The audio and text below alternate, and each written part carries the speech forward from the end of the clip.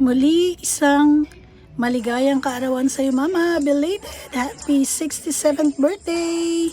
More blessing and more healthy livings to come. Yan lang naman po dalangin namin ng iyong tatlong anak, ng iyong tatlong Tres Marias. At nawa ay lagi ka pang nandyan, na malusog, na nakagabay po sa amin palagi. Siyempre, yung pagmamahal mo po sa amin, na walang sawa. Aww! Parang naiiyak si Mama dyan. Naiiyak tuloy ako ngayon. Kaya, belated happy birthday, Ma. We love you. Mwah! O, diba? Pangatlong ihip, saka lang namatay. Ayan. Naiiyak yata